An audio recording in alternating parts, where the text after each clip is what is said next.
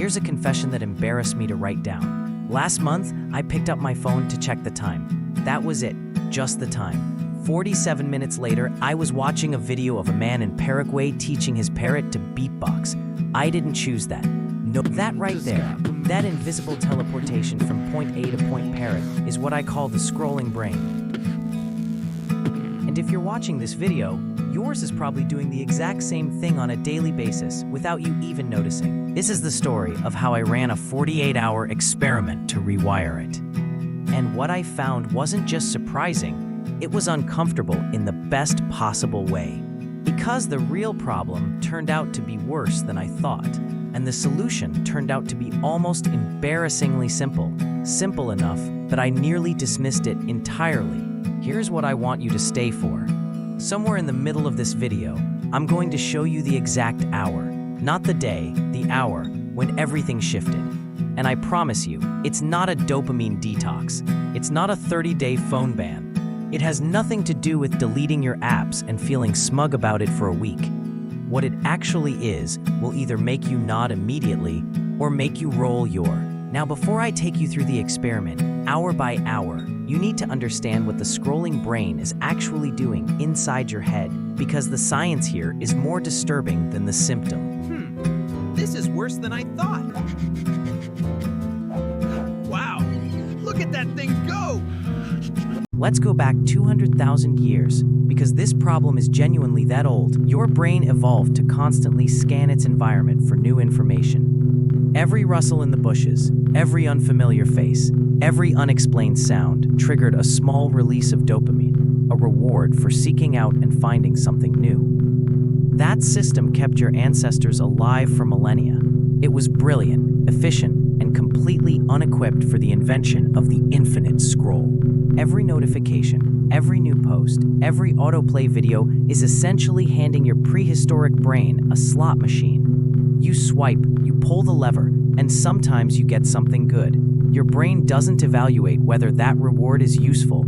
It just knows the lever worked, and it wants you to pull it again, immediately. Think about the last time you went online for one specific thing and actually did only that one specific thing. Yeah, the content you're consuming isn't the issue. The architecture that ensures you never run out of it. That's the real problem. Here's what it really destroys. Not your focus, that's recoverable. It destroys memory consolidation, the transfer from short-term working memory to long-term memory. Every insight needs time to move from your mental inbox to your brain. But when distraction hits before transfer completes, it doesn't get delayed. It vanishes. You think, but build nothing. One notification chime mid-thought, and the idea is gone, dissolved before it reaches the part of the brain that keeps things. And here's what should make you genuinely angry. You're not weak for being stuck in this loop. The algorithm doesn't just know what you like. It knows what you can't look away from. Those are different things. Your weakness isn't the problem. The engineering is. Understanding the enemy is step one. Step two is actually meeting it, which is how the experiment began, and where I immediately discovered I was worse off than I'd admitted. The rules were deliberately simple. No social media, no news, no YouTube recommendations. Ironic, I know. I could use my phone for calls, maps, and music. That was it. I wrote the rules on a physical piece of paper, partly as commitment, and partly because Harvard research found that externalizing your thoughts frees up working memory by up to 40%. Capturing information outside your brain stops it from obsessively circling. Someone uncaps a pen and writes rules on paper by lamplight, a quiet act that somehow feels almost radical in this century. Hour 1, fine. Hour 2, fine. Hour 3, I picked up my phone 11 times, not because I was bored, not because I needed anything. Pure, automatic reflex. Muscle memory so deeply embedded that my hand had developed its own agenda entirely separate from my brain. I started putting my phone screen down face first on the table. My hand still reached for it. This is what a habit looks like when you strip away the excuse of intention. By hour 4, something stranger happened. Silence. Not just the auditory kind. Mental silence. No incoming data. no emotional whiplash, no algorithmic chaos. And my brain, completely unaccustomed to this absence, began generating its own content. Old arguments I'd already won, embarrassing memories from 2013, a sudden, urgent need to look up the capital of Uzbekistan. This is what your brain actually looks like when you take away the feed, and most people call it boredom, when it's actually the brain coming back online after a long, compulsory standby. But the real test wasn't hour 4 in daylight. It was what happened overnight, when the withdrawal got specific, and the experiment nearly fell apart entirely. Nobody talks about this part of the detox, and I believe that's exactly why most attempts collapse within a single day. By hour 8, I felt an anxiety I can only describe as phantom limb syndrome. But for my phone, I wasn't creating a specific video or a specific platform. I felt like I'd forgotten something important, like a loose thread I couldn't find. Unfinished, incomplete, on edge in a way I couldn't locate. This feeling has a name. It's called the Zeigarnik effect. Your brain obsesses over open loops until they close, and the social media feed is an infinite loop engineered to never close. There is no final post. There is no last notification. The scroll has no endpoint, which means your brain never receives the signal that it's safe to stop looking. You are not addicted to the content. You are addicted to the chase of completion, and the chase is designed to be endless. If you're finding this valuable, subscribe and hit the bell so you never miss a video. Hour 14, I slept, and the first real data point arrived. The sleep was different, not longer, deeper. My brain denied its nightly scroll ritual, actually did what sleep is supposed to do: clear metabolic waste, consolidate memories, repair the day's cognitive damage.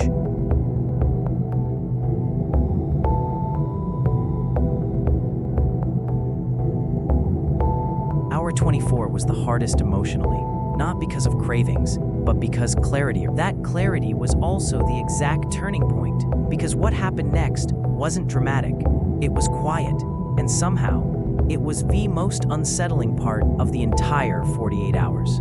Around hour 26, I did something I hadn't genuinely done in months. I read a book, not a summary, not a 3-minute article, a book for 40 uninterrupted minutes. And here's what actually happened. I was bored for the first 8 minutes. My eyes kept landing at the bottom of the page before my mind caught up. I kept checking how many pages were left, the way you check how much of a meeting is remaining. Then, without any dramatic internal shift, I wasn't bored anymore. I was just reading, actually, in it. The restlessness dissolved because my brain finally remembered how to sustain attention without being rewarded every 3 seconds. The scrolling brain trains you to skim, to evaluate content in the first 2 seconds and decide if it earns more attention. Books don't front-load their rewards. Neither do conversations. Neither do relationships.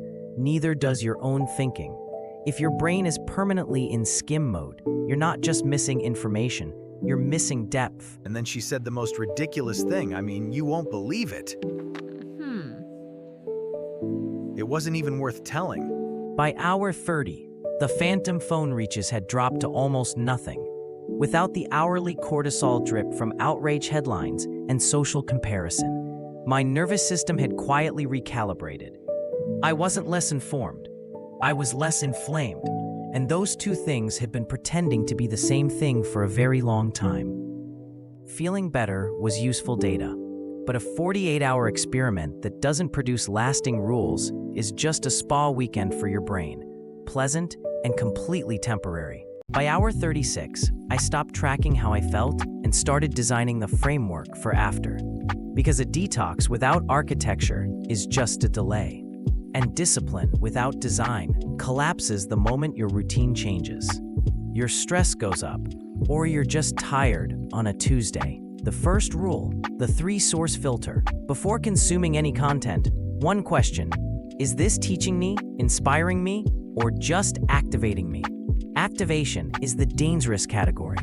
Outrage activates you. Social comparison activates you. Catastrophic news activates you. Activation feels like engagement, but it mimics interest without being it.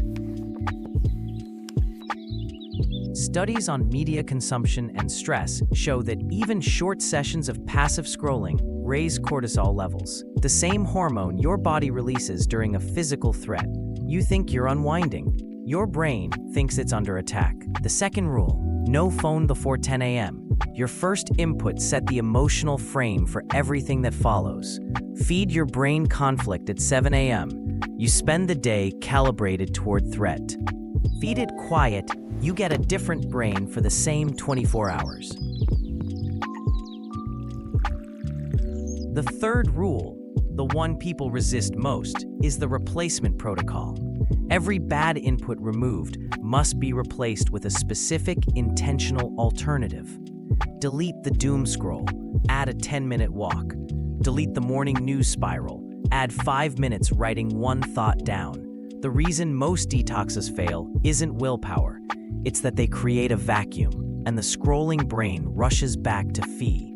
So 48 hours passed, the experiment ended, and the honest question is whether any of it was real, or whether I was just riding the enthusiasm of a finished project and calling it transformation.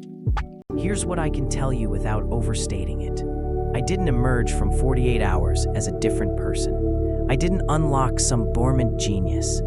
I didn't develop the focus of a monk who's been meditating in a mountain cave for 3 decades. What happened was smaller than that, and I think considerably more important.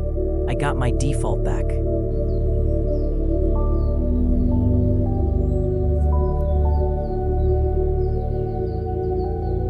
Your brain has a natural default mode, a resting state where it wanders productively, makes unexpected connections, generates original ideas, and processes your experiences into something coherent and manageable. The scrolling brain doesn't have a default, it has a feed, and when the feed disappears, it panics because it has forgotten how to simply exist without incoming stimulation. 48 hours gave me the default back, and with it came something I hadn't felt in longer than I want to admit: the ability to be genuinely bored without it feeling like an emergency requiring immediate resolution. Boredom is not the enemy of productivity. Boredom is the predecessor to creativity. The scrolling brain is not a character flaw, it's not laziness, it's not a generational weakness. It is a rational adaptation to a broken information environment, one specifically engineered to exploit every vulnerability in your ancient dopamine-driven attention system. Fixing it doesn't require heroic willpower, it requires design.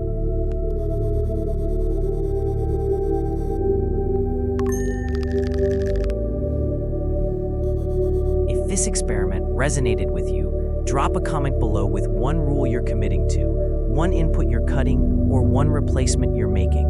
I read every single one.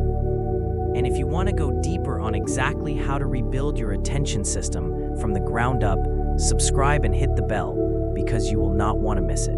Your brain is not broken, it has just been running the wrong program, and now you know exactly how to rewrite it.